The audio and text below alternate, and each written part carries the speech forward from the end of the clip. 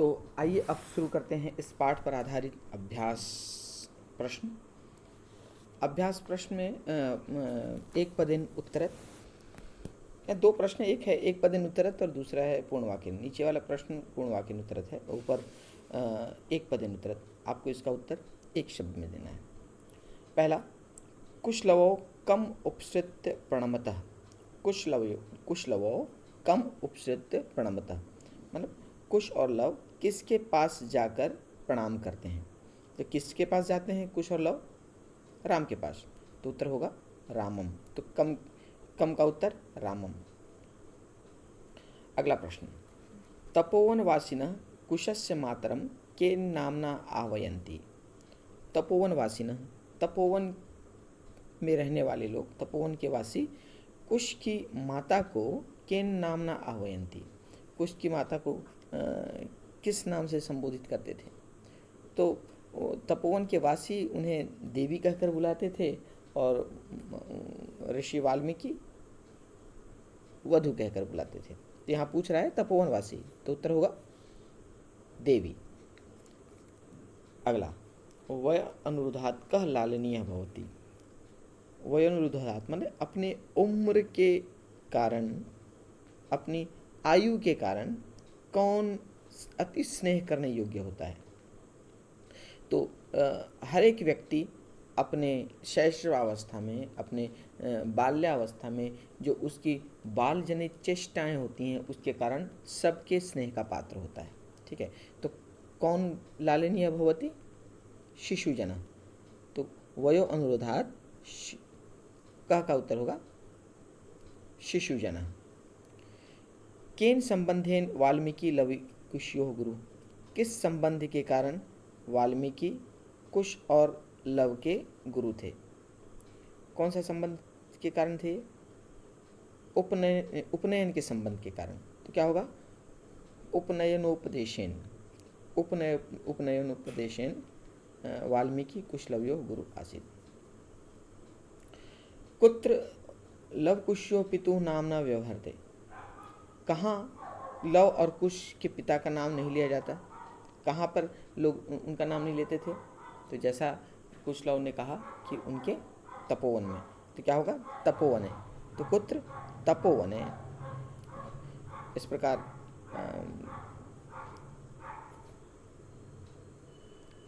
एक पद में उत्तर। इसके बाद आगे बढ़ते हैं पूर्ण वाक्य।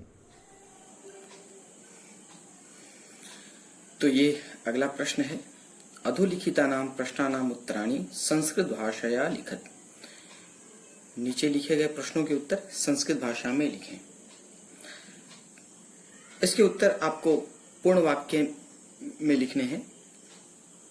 मैं आप लोगों को केवल संकेत दे दूंगा और उन संकेतों को आधार बनाकर आपको पूरे वाक्य में उत्तर लिखने हैं।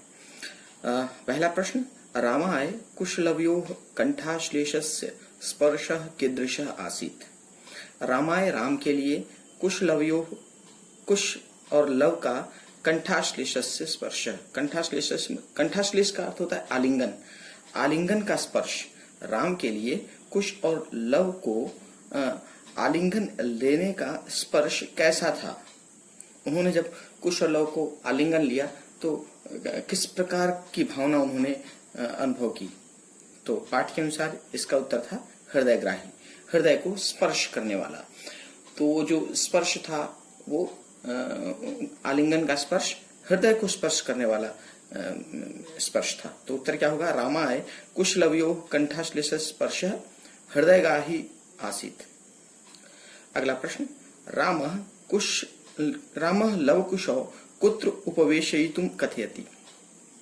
राम लव और कुश को कहाँ उपवेशयितुं माने बैठने के लिए कथयति कहते हैं। राम लव और कुश को कहाँ बैठने के लिए कहते हैं?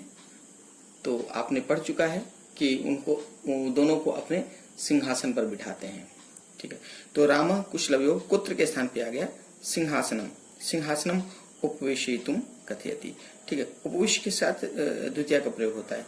तो राम कुशलवो सिंहासनम उपवेशयितुं कथयति।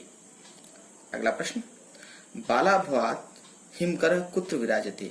बाल भावात माने बालपन, बचपन के भाव से शशि हिमकरा मतलब चंद्रमा कुत्र विराजते, कहाँ सुशोभित होता है।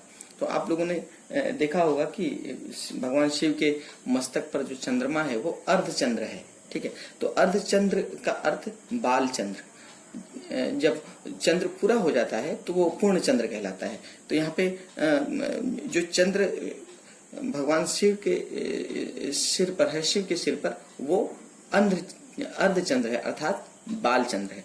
तो बचपन के भाव के कारण, अर्धचंद्र के भाव के कारण शशि चंद्रमा कहाँ सुशोभित होता है, तो कहाँ पर सुशोभित होता है? भगवान शिव के मस्तक पर। तो इसका उत्तर बाल भावात हिमकरः पशुपति मस्तके विराजते, बाल भावात हिमकरः पशुपति मस्तके विराजते, ठीक है।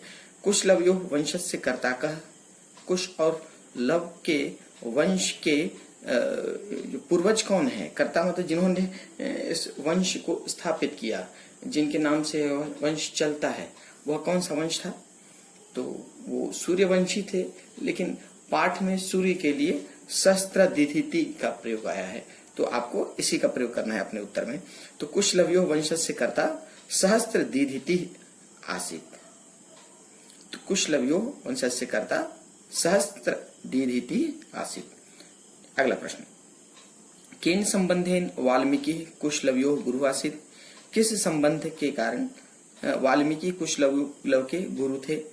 तो इस पर हमने पहले ही चर्चा कर लिया है कि जो संबंध था वाल्मीकि का कुशलव के साथ, वो उपनयन उपदेश का संबंध था, क्योंकि उपनयन की जो कार्य हुआ था, जो धार्मिक संस्कार हुआ था, वो संस्कार वाल्मीकि के हाथों से हुआ था, इसलिए उनके बीच का जो संबंध था उपनयन उपदेश का संदेश।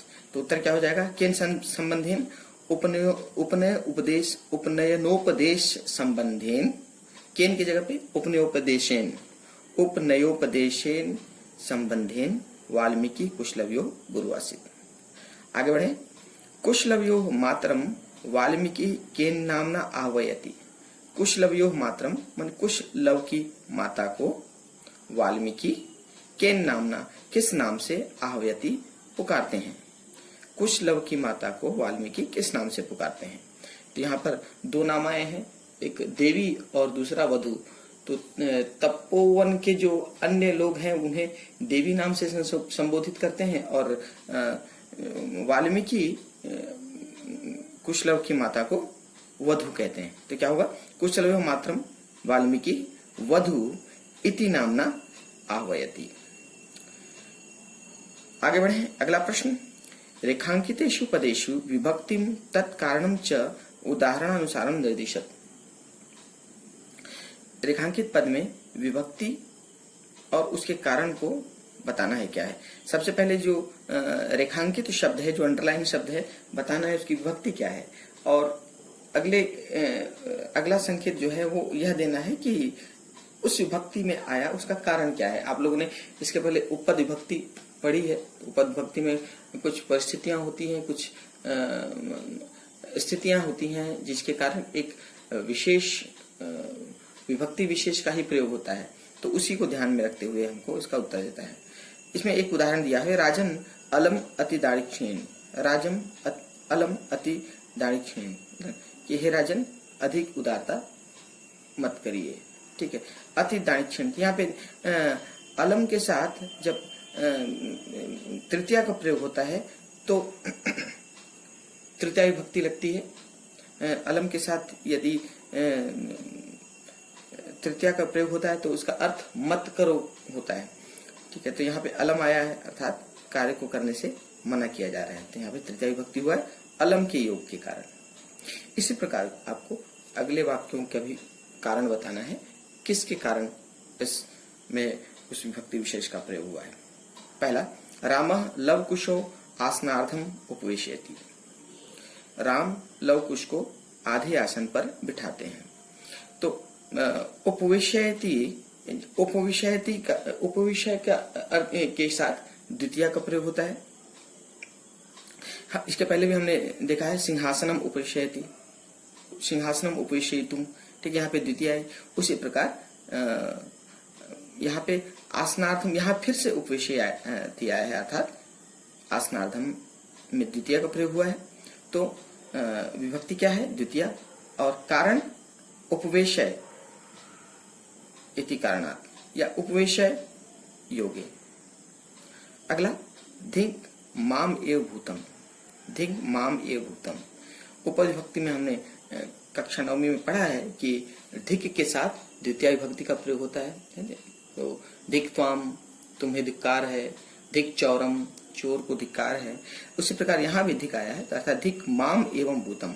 तो धिक मतलब द्वितीय विभक्ति, और कारण क्या है? धिक योगे, धिक योगे, धिक योग के कारण द्वितीय विभक्ति है। अंक व्यहितम अध्यासताम सिंहासनम, अंक व्यहितम अध्यासनम सिंहासनम। यहाँ अध्यासन के कारण सिंहासन का प्रयोग, यहाँ द्वितीय विभक्ति आई है, और कारण क्या है? अध्यासन। अध्यासन मतलब बिठाना, तो इसके कारण अध्यासन कारणात् द्वितीय विभक्ति। अलम अति विस्तरेण, अलम अति विस्तरेण मतलब कि ज्यादा बढ़ा चढ़ाकर नहीं कहना, तो मतलब ज्यादा बढ़ा चढ़ाकर मत कहो, ठीक है। तो यहाँ पे अलम फिर से प्रयोग हुआ है, मतलब कार्य करने को मना किया जा रहा है, इसलिए यहाँ तृतीय विभक्ति आई। और कारण अलम, अलम कारणात् अति विस्तरण में तृतीय विभक्ति हुई है।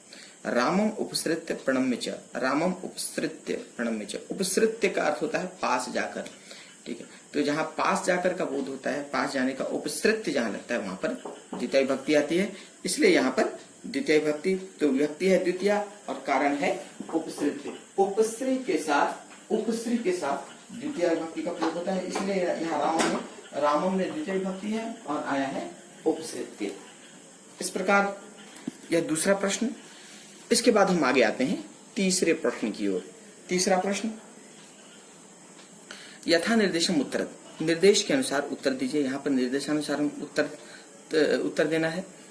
जानाम्यहम तस्य नामधेयम, जानाम्यहम अस्मिन् वाक्ये कर्तृपदम किम, जानाम्यहम तस्य नामधेयम, जानामि, तो यहाँ पे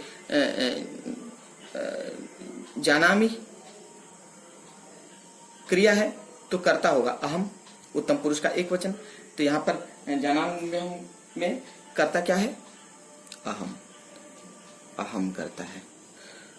किम कुपिता एव भणति उत प्रकृतिस्था, क्या क्रोधित होकर ऐसा कहती हैं या उनका स्वभाव है, प्राकृतिक स्वभाव के कारण ऐसा कहती है। अस्मात् वाक्यात् हर्षिता इति पदस्य विपरीतार्थकम पदम चित्वा लिखत। इस वाक्य में हर्षिता का विलोम क्या आया है? तो स्वाभाविक, हर्षिता मतलब, हर्षिता का उल्टा कुपिता। हर्षिता माने खुश होकर, और कुपिता मतलब क्रोधित होकर। तो हर्षिता का विलोम क्या आया है, यही यहाँ पे प्रश्न है। तो उत्तर हुआ कुपिता। कुपिता शब्द आया है हर्षिता का उल्टा। विदूषक उपशित आज्ञापयतु भवान, उपशित मतलब पास जाकर, आज्ञापयतु भवान। अत्र भवान इति पदम कस्मै प्रयुक्तम, विदूषक पास जाकर कहता है कि जैसी आप आज्ञा दीजिए, जैसी आप, भवान मतलब आप, आपकी जैसी आज्ञा। तो यहाँ जो भवान आया है, विदूषक ने किसके लिए कहा है भवान? तो भवान किसके लिए कहा है? राम के लिए कहा है, तो राम आए। किसके लिए प्रयोग हुआ है? राम के लिए प्रयोग हुआ।